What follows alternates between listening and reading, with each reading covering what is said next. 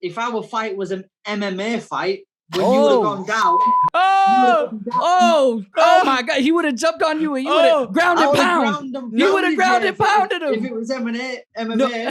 Oh, wait. Hey, he's basically saying if it was a street fight, you would have been done. Oh, we don't want to mess with Luke outside. Hey, man. Hey, I don't want that smoke in the streets with Luke. What's going on, guys? This is the first episode of Fierce Talk, a podcast that I've been wanting to do for so long. We're going to be talking to the biggest names in sports and beyond. And I'm so honored to introduce my co-host of Fierce Talk, Scott Sullivan. You may know him from the YouTube doc series I did this past month. Scott, one of my trainers, and has been by my side through thick and thin. He's the greatest supporter I got. And that didn't even get me a good chair. You see my chair? Oh, it's all good, bro. I mean, we didn't have it in the budget to get you as good of a chair. No, I get it. It's cool. It's all good. I gave you a jacket. Yes, you did. I did. Thanks for letting everyone know this ain't even my jacket. Oh, thank you. I mean, thank you, but whatever. At least we're not recorded. Wait, we are. Anyways, for our first guest, y'all may have seen him in the ring with myself. This man I got nothing but respect for. He's somebody that literally I could honestly say the toughest warrior I've ever been in the ring with. Honestly, like I've been in there with so many people, sparred so many fighters. There's nobody that I've been in the ring with other than Luke Campbell himself. He's here with us. The guy I fought recently. Thank you. Luke Campbell. Hey, likewise, man. Yep. Olympic gold medalist. Hold on. Let me keep hyping you up. Olympic gold medalist. Do y'all know how that was my dream? This man did what I wanted to do. Hey, boys. Can you see? Oh, man. I gotta see this. Oh, now he's showing off. This. He's showing off. Why'd you do this to my heart? With the purple ribbon? with the purple. Had, like, if anything could have made it worse, it had a purple ribbon. Like I almost feel like crying right now. This is boys, like... I have to win something. no, but nobody really understands how hard it is to get a gold medal. Like it's no joke. In the amateurs, like that's like one thing that you could never get back, right? Like that experience. Oh, massively. How many fights did you have as an amateur? I had 225. I fought so much, but I just recently had gotten on that what is it, like the national team you would call it, right? Yeah. And then I was just like, no, I got to go pro. There was something that just called my name to the pro game. And I was just like, I'm going to go pro. But yeah, that was one of my dreams. Like, that's all I wanted to do. I mean, I'm sure like, you know that feeling. Like, how was it for you? See, for me, all my dreams was for the Olympics. And I never thought about turning professional. I was going to win the Olympics and then retire. But someone was calling me, didn't want to live with any regrets, and I wanted to see what I was capable of doing. And that was it, really. But yeah. Man, what was that feeling? What was that feeling when you were on the podium and you were just like, I did it. Like I did this because I could only imagine that feeling. I mean, you've lived it. So what is that like? It's I don't know, when you dream about one moment for the majority of your life, and then all of a sudden you're in that moment, it's quite surreal. So I was laughing, I was crying, I was crazy.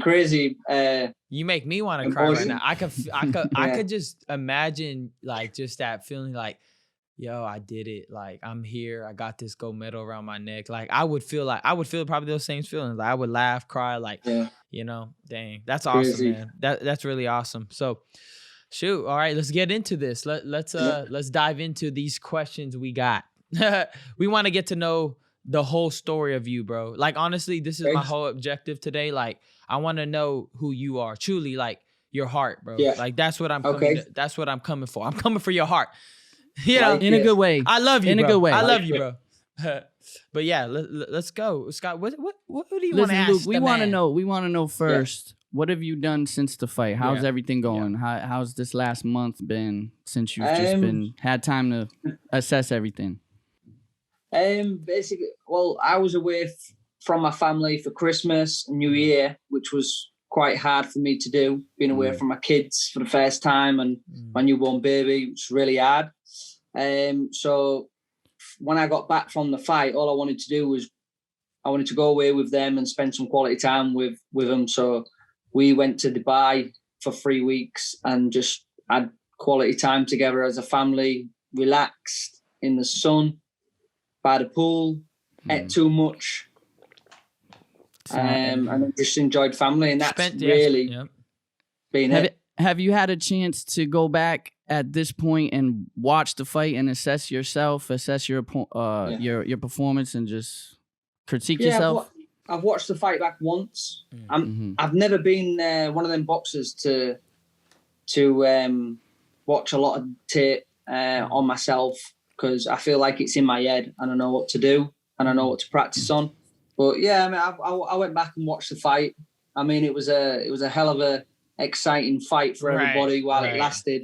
Right. Yeah, you know? I thought you guys both looked exceptionally good. Honestly, you guys look great. Honestly, like, I'm the type to like, I feel the same way as you. Like, I don't really like, I don't watch like full fights at times. I kind of just get a sense on like how the fight would go and would not go. Couple like, around. Yeah. I get this feel of it. So I could relate to that.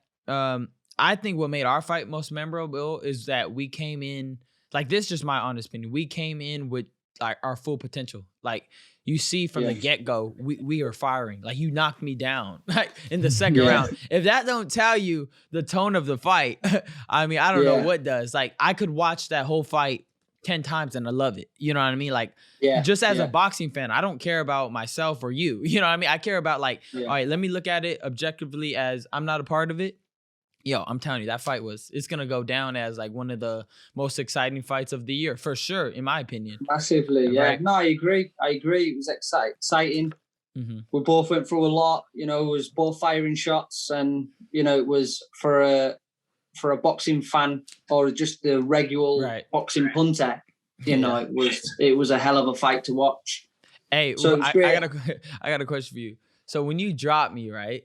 Like, how was that? Like, did you know that was like a great punch? Because I know people are tripping when they say glass chin, bro.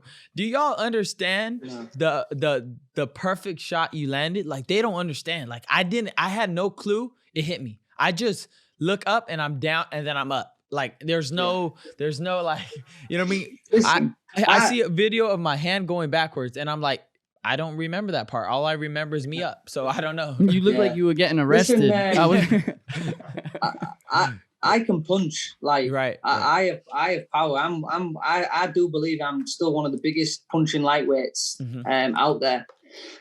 So for you to take a shot clean on the chin, and I was shocked that. Well, I thought, yes, I've got him. It looked like you was out sleeping in the air. And then the second you hit the floor, you was like a jack in the box, straight up. I've seen people comment and say, "Why?" Like, my fans, why didn't you jump on him? Like, jump on him because you was fully recovered. Right. Like, within seconds, you was fully recovered. Ready. So if I'd have dived in straight away, then you know you would have counted me with clean shots. So and you're a dangerous fighter, so I had to be smart. So Luke, I wanted to ask you a question about that led in good.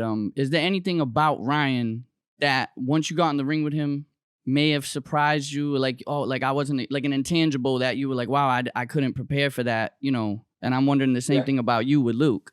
Yeah, I mean, that's a great question. I don't know. You want to answer that first, I guess?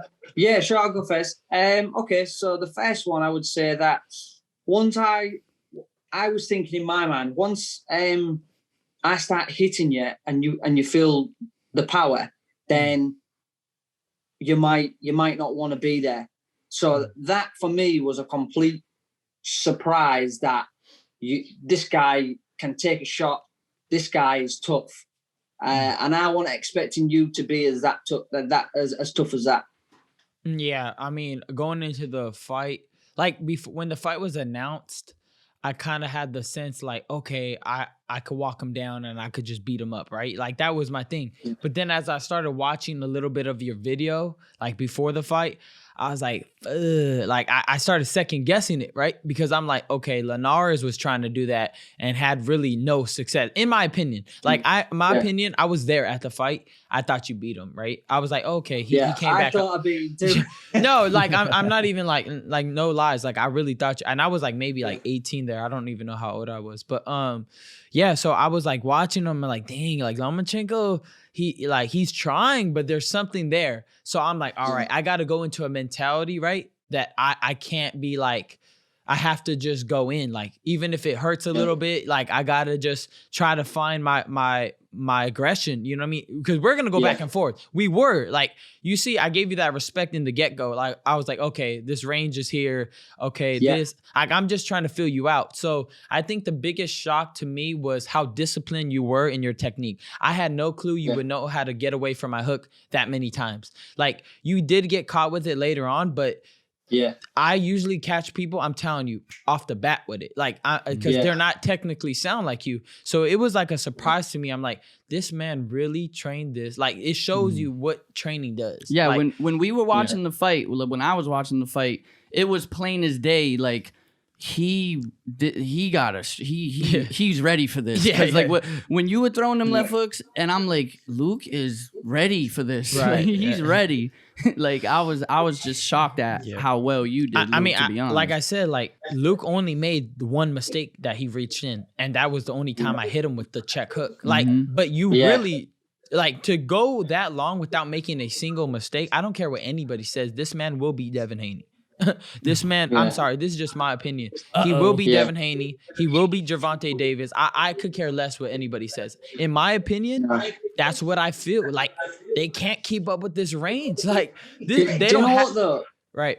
It's like me and you are the only ones that are willing to fight top names and actually get in the ring and do it. The likes of them, you see them, they're fighting featherweights. Right. Yeah. Exactly. They're talking a good game, but then when it comes to fight, then they fight somebody completely different that don't even deserve that shot. And you know what's crazy about it? What's crazy about it is they're so good at talking, they make people believe that that's what they want. But you know what's even crazier than that? It's like, I'm just saying, like, in my opinion, like, why are we always criticized as, you know, as some people that are not at that level? Like, we are actually going for it. Like, I'm just looking at the facts. Like, okay, whatever, people can have opinions. Let's look at the facts of it. The facts is that we hopped in that ring. We fought each other. We went to war. We got it done, right? I feel like we both won. I don't care what anybody said. We both won that fight. That was a great fight for the fans. But in returns to our opposition, they get so many passes, so many buys for fighting people that in our mind we know, like, okay, imagine me going in the ring with Gambo, I'm destroying him like within a round or two. 3 rounds. 3 rounds. Max. Yeah, max. Exactly. So it's like, okay, all right, this is a question I've had for you. You don't got to answer it, man. You don't even got to. But this is just what I heard through the grapevine. I heard Devin was offered you and he said no. That's what I heard before me. I don't know how true that is. I don't know if Eddie did that. I don't want to speak for anybody. That's just what I heard. I heard he didn't want that smoke with you. I mean, I don't think he would, but you can answer or not answer it. I mean, going back from when I was supposed to be fighting for the WBC title, and I was supposed to have been fighting a Russian guy for the WBC world title, and then they put in Lomachenko. Then I had to fight Lomachenko. But before that, Haney was calling my name to fight for the title. He was. Which is right. But I've never had any solid offer to fight Haney. And if you speak to Eddie Macklemore, I've never turned down a fight. Right. I always get thrown in there with the best guys. Right. That goes in perfect into the next question I think I have for you. Like, in comparison to Linares and Lomachenko, not even comparing me, I want to know what it was like in the ring with those guys. Like, what did you see in Linares? And it's just a short summary of it. Like, what did you see in Linares? What did you see in Lomachenko? Because I have my own opinions on them. But, I mean, you've been in the ring. I don't know. You do. So I thought, well, when I boxed Linares, my father passed away 2 weeks before that fight. So for me, like, my head was an absolute mess. Like, if I would think about that, I'd start getting panic attacks and start crying and things like this. And this is like days out of the fight. So I went into the Linares fight with a little bit of a blur and a slow start. And then he put me down in the second round. I was completely fine. He just knocked me off the balance with a great shot. But then I got up from then and I thought, come on, Luke, you're embarrassing yourself. So then from that round on, I thought I outboxed him quite comfortably. You did. That's what I thought in myself. Like, I was hitting him with jabs all the time. Those hooks, those right hooks, I see a lot. Yeah. And I was landing clean shots, hitting him to the body. And from that fight, I look back and think, well, I won the majority of the rounds fairly comfortable after that. Did. With the Linares one. And then obviously when I found, and then, you know, they give it to Linares, which again, I am a guy that's traveling over the pond and I'm fighting on his show with his promotional team. It's always harder to win. Yeah, they were pushing him a lot during that time. Yeah. It's always harder to win. Yeah. So that was that. When I went in the ring with Lomachenko, Lomachenko's judgment of distance and footwork. So like he could creep in and hit you with a shot and then creep out. Like really good. Right, fast. But he was quick and very technical. He was, when you're trying to draw him into shots for being disciplined and someone who's focused on technique, when you're trying to sort of set him up for certain shots and counter him, he was giving nothing away. So he was very smart, but he wasn't the biggest puncher. Yeah, exactly what I thought. Yeah, he threw a lot, but I always said to myself after that fight to my friends and family, why didn't you take it to him? I have a question for you. I'm sorry to cut you off. Why didn't you take it to him? I feel like you could have at times, like, you know what I mean? I feel like you could have. I should have done. I should have taken it to him because I feel like, looking back now, I would have had a lot more success. Him. You heard him with the overhand coming. No, nasty. Like, he was out on his feet, hurt him. Like, you see, I seen it. I don't know what round it was. You probably know better than me. You hit him with that overhand, right? Was it left overhand? Yeah. Exactly. I hit him a few times, and I should have took it to him. Yeah. But when I was taking it to him a lot, his judgment of distance was really well. All right. So that fight was closer than they had it, though. Yeah. It was. Yeah. What the? Yeah. What was that? Like, you to me, you put the biggest dent in Lomachenko's game.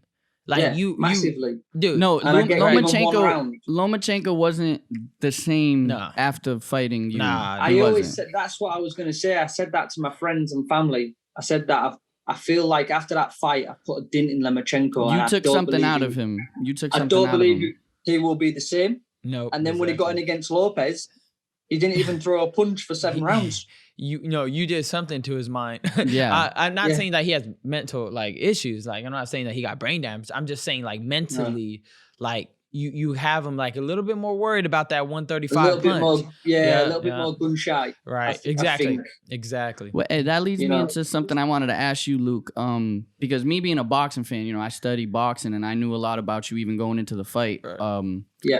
And I had this sense like that people weren't really like respecting. A lot of people thought Ryan was just gonna walk through you, even like on our side, not our team, but like people around us. I'd hear things and I feel like because of those 2 losses that you had, they don't realize, like, they just see that you lost, right? Mm-hmm. They don't realize what you, like, in our opinion, you beat Linares. They don't realize, like, to have a fight that close on the scorecards after getting dropped early, that means you came back, and then the Lomachenko fight, it's like, that wasn't easy for Lomachenko. It's not like Lomachenko just beat you. So I feel like that was like people. Yeah. I feel like, did it bother you that maybe like people weren't giving you as much respect? Because it bothered me because I was like, Scott was one of the people I would say like alarming me. Like, bruh, don't think this is yeah, because everybody was like, "Oh, Ryan, you're gonna walk through Luke," and I was in Ryan's ear because I'm with him every day, and I'm like, "Ryan, Luke, don't be listening to these people. Luke is no joke." Yeah, no. He was one of the people that literally was like right there in my ear, like, "We gotta work." Like, we had to work because people think, "Oh, he lost to Lomachenko," and I'm like, "Nah, it wasn't like he got demolished or something." Yeah, no, he was in there. So did that bother you at all? Yeah. Did you hear anything like that yourself? Did it, like, if you did it bother you at all? Yeah, I mean, people are going to say what they're going to say, but if I would have never achieved anything if I was to listen to other people's opinions. Good. You know, this is where your mentality comes in, and having a strong mind. Preach. Preach. I feel like you being from the other side of the pond, as you guys would say, I feel like a lot of people didn't do their homework on you. No, I feel like they thought Luke didn't have that dog mentality. Like, they don't know. But me watching him fight, I'm like, yeah, he got it. There's something here that people are tripping on, because what I seen was like, dang, this dude is ballsy. Like, there's no, you know what I mean? I'm not running through this guy like with ease, like I do other people. Like, I'm not gonna lie, man. Like, I do feel blessed in a way where I'm like, you know I got the power and speed, and sometimes I have to control that, because sometimes I let it get to me. You know what I mean? Like, okay, I'm gonna do. I could hit anybody at any time and they're out. You know what I mean? Because I've done it in sparring. Like, look, I'm not lying. Like, during this camp, I mean, Scott could speak for this. I think I knocked out every single person I sparred. Really nice. And I mean, this dude was like 6'1", 6'2", caught him with a check hook and out cold. Like, not even, and I'm not hitting, like, I'm not trying to knock him out. You understand what I'm saying? I just bang. So I was going in the fight was like, I'm hitting Luke, he's out. You know what I mean? Yeah. But when I got in there, I was like, well, once I get dropped, I'm like, all right, game plan mode. Let's keep it pushing. Like, all right, let's keep it, like, let's try to get in this. You know what I mean? So that's just giving you insight on like my training camp and like how it was going. I mean, Scott could speak for it. Yeah, the training camp went great, and that's why like in the 5th round when Ryan hurt you a bit with that check hook, I was like, it's over. Right. And then Luke comes out in the 6th round, and I'm like, why is this man still fighting? Yeah, dude, I wanna stop having this heart attack I've been having since the 2nd round already. Right. I mean, it was a good shot in the 6th round, 5th round. You know, caught me with a nice clean shot. I fall in, and you capitalized on that and caught me with a good shot, but then I got myself back together. And yes, you did. Yes, you did. I was like, what is he doing? So here's a question. It's a question for you guys. So obviously the fight got put back.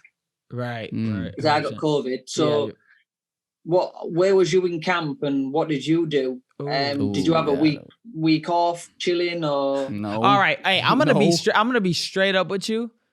I said, ain't no way Luke got COVID, man. This is a lot. Like, I was, all right, that was my mind. No. I'm like, ain't no way he ain't got COVID, man. I was heated, right? A little bit. But you know what? It all worked out, right? Like, my baby was born December 4th. Like, my baby Bella. So and the fight was supposed to be December 5th. It was supposed to be December 5th. So I'm like, yo, this is really what it's meant to be. Like, you know, God's plan. Right, dang. You know what I mean? Right. The fight was originally supposed to be in California or something, and ended up being in Texas with fans. Was it? Yeah. Oh, yeah. I'm so happy that everything worked out. Everything worked out. It worked out how it was. And this kind of leads into what I really wanted to ask too. Like, so I'm very spiritual, like going into the ring and stuff like that. In my whole life, like everywhere, what I do is I feel like spiritually like connected. Do you feel spiritually connected to boxing in any way? Like, I do. I know I do. But I want to know, like, a sense of your heart spiritually wise. Like, I want to just dive into that. Spiritually? What do you mean? Like, religious and stuff like that? Not so much religious. No, I wouldn't say religious. I mean, like, do you feel a strong, I guess, belief? I believe in God, right? Yeah. So, like, of the Christian faith. Yeah. So I'll dive into that. But you, like, do you kind of like feel a sense of like, okay, God, like I was born to do it? Yeah, there you go. That's a better way to put it. Or you were born to do this. It's something in your heart that it's like undeniable, right? That passion is something from somewhere else.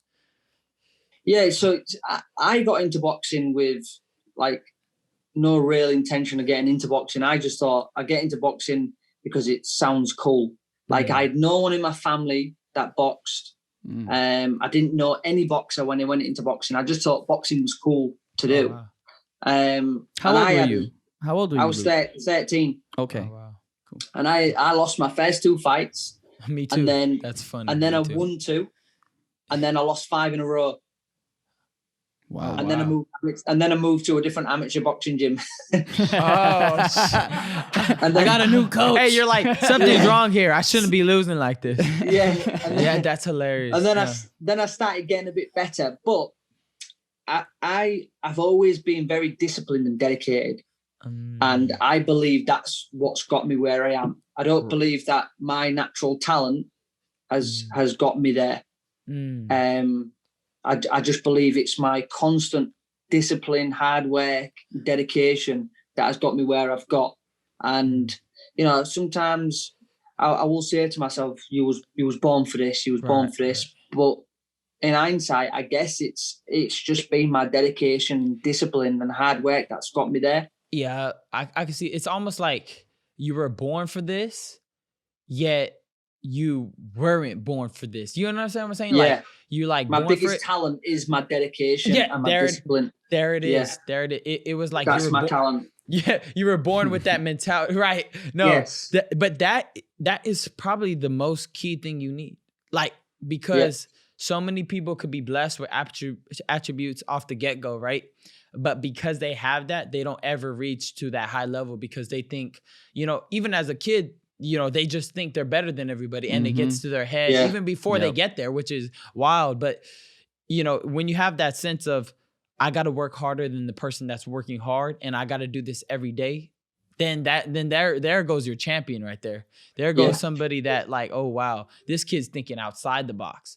Like for a kid to be like going home and thinking, I need to work on that. Oh, I got to work on this. Yeah. Not a lot of kids will think that. They'll go to the gym, train hard, and think that that's it. But it's really not. It's like you got to dive into when you get home. Like you got to think, what did I do wrong? Okay, oh, this is probably what I should work on. Let me think of a way to get stronger. Let me think of a way to get faster. And I need to work on this. I need to work on that. Yeah. You know, I've always had that. Always. I can see that. 22 years I've been boxing now. Yeah, I mean, you can see it in your body too. The way you hold 135 is great. And and you were telling me, your team was telling me that you were like, you came from like a small, like you were small frame, like late bloomer. You filled in now. Like this is you filling in. Yeah, I mean, like when I was in the Olympics, I was 56 kilos, which was what I don't know what that is in pounds. 119, 125. Yeah, 119. Yeah. So when I turned pro 4 weights higher than I was as an amateur, which usually you don't really get. You don't do that, boxers doing that. No, you don't. So I fought at 132. So I was 130. I don't know what that is in kilos, but I was at 132. 132 it's about 60 kilo. Yeah, I was 60 kilos then. 60 kilo. Yeah. Cool. But yeah, I mean, I guess it wasn't easy for me to make the weight. Right. But that's your mentality there. That's what makes you, that's how you got stronger. You knew what you had to do. That's something that can't be taught. Like, I don't care. People could hear this a million times. Unless you dig deep and find it in yourself, that's that spiritual connection. That's your spiritual, there right? You go. Yeah. There it is. But what question did you got here, Scott? So Luke, after everything that's happened and you've had time to think, have you put any thought into what you're gonna do from this point forward in terms of your boxing career, in terms of anything? Are you still just in vacation mode? You in Dubai in your mind? You know, I'm in a fantastic position in life, and even in boxing. I've just fought the best lightweight in the world. My God, he hitting my heart now. Now I want to give you a hug. And it was a fantastic fight. Right, I've never been in a dull fight. I've always been in exciting fights. And I'm in a great place in life, family. You know, I don't need to fight for money. No. So it's literally it's all passion. You know, it's what I want. If I want to keep striving to be a world champion and be the best, then that's drive me in boxing. But At the moment, I'm just sat relaxing at home. I'm doing training. Don't get me wrong. I'm training, but I'm just sat at home here in England. Well, honestly, I want to see you fight again. Yeah, me too. I want to. Yeah, that means you know what? I haven't got many miles on the clock.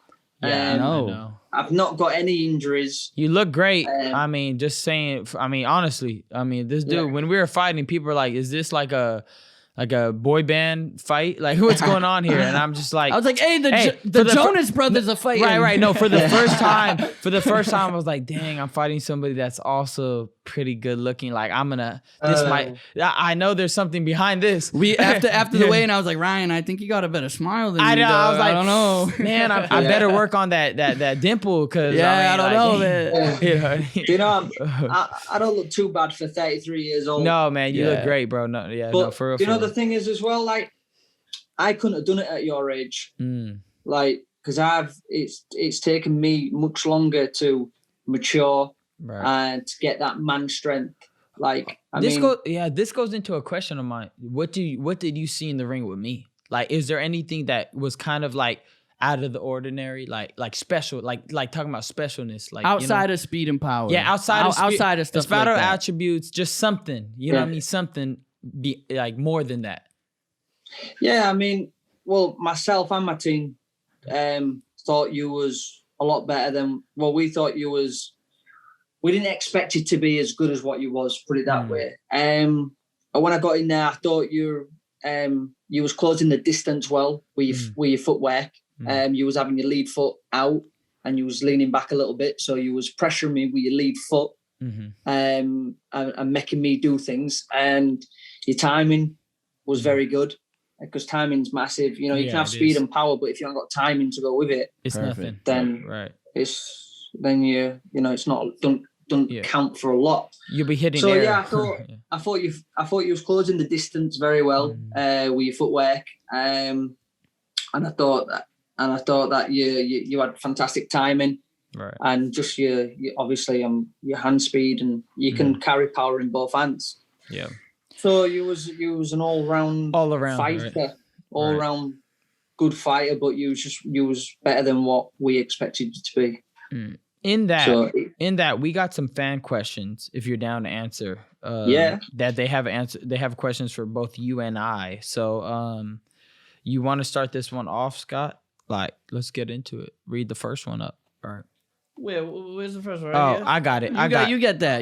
They want to hear you. All right. They don't want to hear me. Man, they do. They want to hear you and Luke. All right, I'm the guy on the shitty chair. Yeah, but you got a nice jacket. And it ain't mine. All right. Yeah. We'll improve the budget. Anyway, first up is Brian Rojas Rio.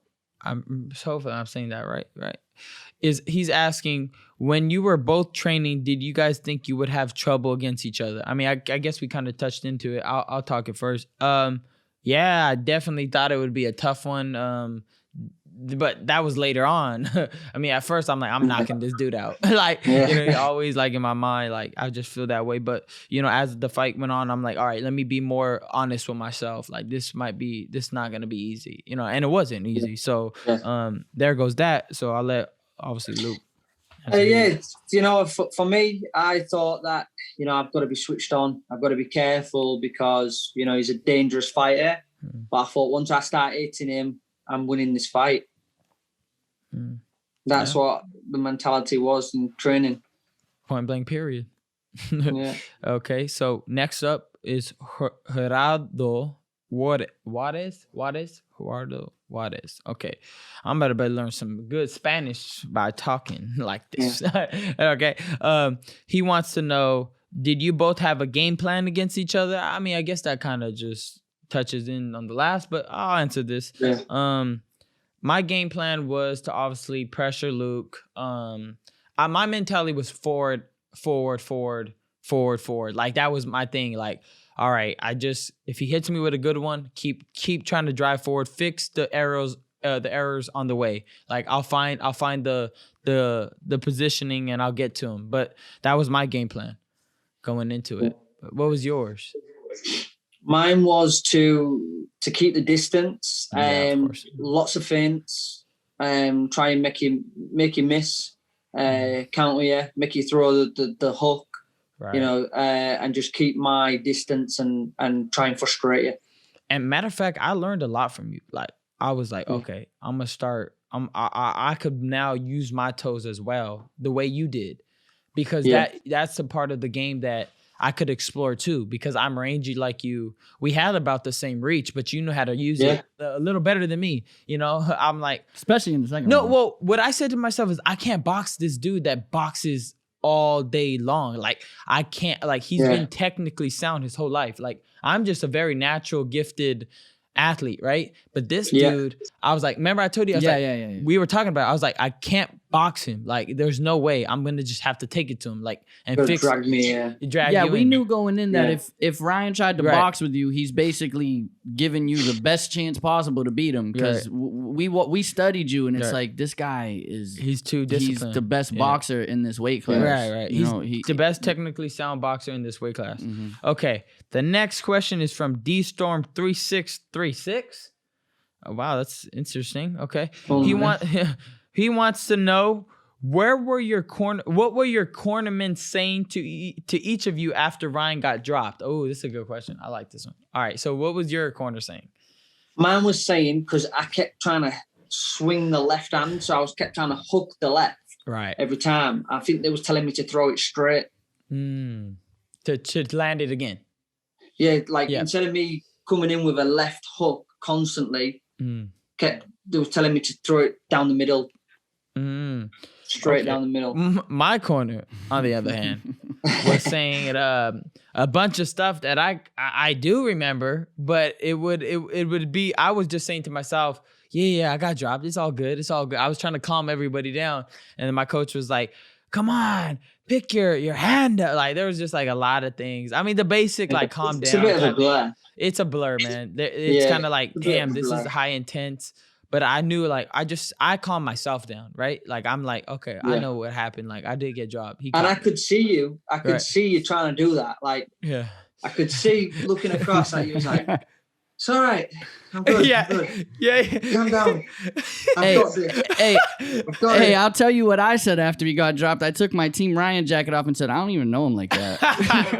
He was like, hey, Luke, you got a spot on your team, bro? I was talking to you. I was an extra guy in my corner just for a couple of seconds. I was like, hey, guys, remember me from the hallway backstage? A couple more we could dive into. There's a lot of questions. Java wants to know. Okay. I like this one because it's gonna get a little messy. Right. Which lightweight boxer do you both think you can't beat? And why? And I'll go first with that. Yeah, you.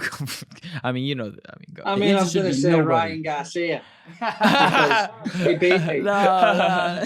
Oh my gosh. But I feel if our fight was an MMA fight, when you would have gone down. Shit. Oh my God. He would have jumped on you and you would have ground and pound. You would have ground and pounded him. If it was MMA. No. Oh, wait. Hey, he's basically saying if it was a street fight, you would have been done. Oh, we should. Yo, we don't want to mess with Luke outside. Hey, man. Hey, I don't want that smoke in the streets with Luke. Hey, we don't want no beef with Luke. We don't get Luke. paid in the streets. Yeah, we don't. That's hilarious. No, there's obviously, we're not, I guess boxers, we're not gonna say anybody can beat us. Well, I mean, come on, Luke. I mean, you know, Devin ain't beating you would never admit defeat to anyone. That's as a boxer, crazy. As that warrior mentality. Yeah. So let's ask the opposite question. Which ones can you beat, Luke? Ooh. And I think a lot of them. All right. That's my opinion. That's my opinion. I think Luke could beat pretty much Let's everybody. hear Luke. That's my opinion. All of them, obviously, apart from Ryan, because he just beat me. Right. Yeah, no, 100%. No, I mean, point blank period. Like, I agree. I know Luke could beat these guys that, like, these other young fighters. I know it's just like, I want to see them get in the ring with Luke. Like, I just want to see. I want to know that my words won't go untrue to this, because I'm just looking at what I see in all these guys. One, Devin had a problem with the semi-rangy fighter in Alfredo Santiago. I don't care what anybody says. I never even know who Alfredo Santiago is, to be honest. But he was okay. He's a kickboxer, isn't he? Yeah, right. He was okay rangy. Like, he knew a little bit of distance, but not that well. But look at how many problems he gave Devin. Gamboa really kind of didn't give Devin problems, but like to me, it was like, wow, Devin's missing a lot here. And I'm not trying to talk bad on Devin. Like, Devin's a great dude. Like, he's cool. I think he got a big future ahead of him, but you know, he won't beat you. Tank definitely won't beat you. I don't care. Yeah, Tank's great. Great power, great, but he gets hit on the daily. Over and over. I think you stopping me. Yeah. I think you stop him, or if you don't stop him, you beat him up for 12s. No, 100%. I do feel that way too. I feel like he gets hit, and you didn't really make mistakes, and I still found a way to hit you. Like, you don't make mistakes, like, honestly. No. But Tank does make mistakes. He'll stand right there.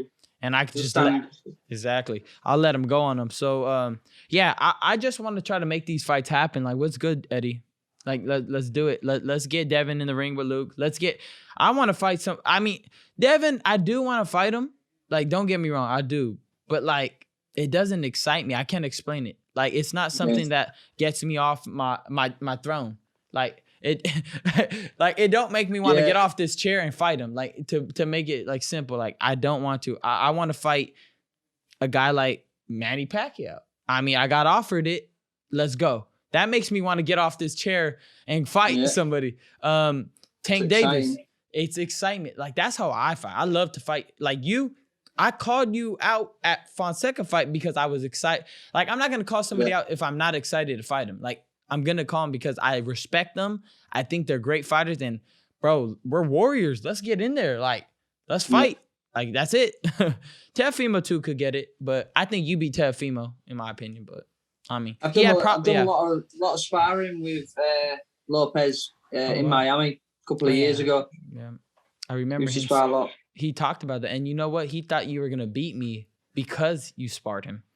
He knew, right? So that's because Teofimo thought it was going to be MMA. That should tell you. That should tell you right there. Luke has some success, and I won't speak anymore on that. but I mean, he just said it himself, right? Like, oh, Luke was a tough motherfucker. Like, basically what he's saying. Yeah. I mean, and that's what 16 or 14. I don't know what you guys spar with. Well, I think in the US, 16s, in the UK, 14s. Well, they do, where I'm from, we do 16s on the East Coast, but here you guys do you guys 14. do 14 out here. Oh, you do 14 too? Yeah, do 14. Right, because some places different in America, like if you get in the ring with 14s on, they go crazy. Yeah, right. And it has to be 16s, like right. And somebody even asked me 18. I'm like, y'all tripping. I don't even have 18-ounce gloves. No, 18s. Like, I've never tried 18s on. That's hilarious. Hey, Luke, do you want to plug anything in, like, you know, foundations, anything you have, like, you know, that you want to promote, just real quick? Throw it in. Well, I'm working on something very cool to do with mental health right now. Oh, amazing. Beautiful. But it's not there just yet, but we're working away on something. I wish I could plug it on here right now, but it's not ready to be plugged. But yeah, that's very exciting because I'm passionate about mental health side of things. That's beautiful, bro. Because obviously, you know, you've heard me talk about it. So it's kind of like, I feel you on that, man. People really need to know about that. Because you were talking about panic attacks. You were talking about anxiety. You were talking about things that, you know, people are, men in particular, because, you know, I mean, women too go through it in silence, but men are more ashamed to speak on it. Yeah, they're more reluctant to speak on it because they're like, I'm a man, I can't. Right. I don't got no problems. But there's strength and vulnerability, and I think that's a good thing that you're getting into, because I also want to get into it. So if there's anything I could help, you know, in that, let me know. Hey, I'm there. There could be something what could work really well, and I'll touch base with you and run it by you, and if you like it, great. 100%. All right, I'm in, Luke. I'm in. So with that, I think that wraps the first ever episode of Fierce. Bro, I can't believe you're part. I wouldn't want it any other way. Thank you, man. You know what though? It's crazy. It's like, I've never spoken to a guy that's beat me. Like, for me, it's strange. Right. But it's been good. It's been good to talk and catch up and talk about the fight, and it's respect. Yeah, it's been good. It's respect. You got to respect someone. Listen, you beat me fair and square, right. And that's the beauty of boxing. It's may the best man win, and you know, you beat me fair and square. Man, honor to share the ring with you, bro. With that. Right? Hey, honor to share the ring with you. Like I said, I'm the same way. If you beat me, you beat me, and then let's run it again. I'm open to like one day we do a rematch. Like say you beat Devin, right, and I beat somebody. Let's go. Let's have. It's not like right. Let's have another one. Like I'm all about the rematches. I'm all about the trilogies. I'm with it. I'm not a person that wins and runs away. Like I believe in a man. I believe that a man can make an adjustment. If you don't believe that, you're crazy, right? I believe that you can make an adjustment and give me another hell of a fight, and let's go to war again and see who wins again. Like if I believe that. So in that, man, thank you for being on. Like. It's just class. It's just respect, man. All my best wishes to your family, bro. Anything, likewise, like I said, definitely. Anything you need, bro, I'm here, man. For real, for real. Thank you very much. Much appreciated. Hey, thank you guys for tuning in for the first show of Fierce Talk. It was amazing. We talked to Luke Campbell, the man that knocked me down, the first one that knocked me down. It was great. I thank you guys for watching. Thank you to my co-host, Scott Sullivan, to be a part of this. Hey, forget about it. Don't forget to download this podcast on all formats, going everywhere, from Spotify, Apple Music. I mean, you know where to get your podcast. Again, thank you guys for joining me. Don't forget to like and subscribe. And like always, God bless.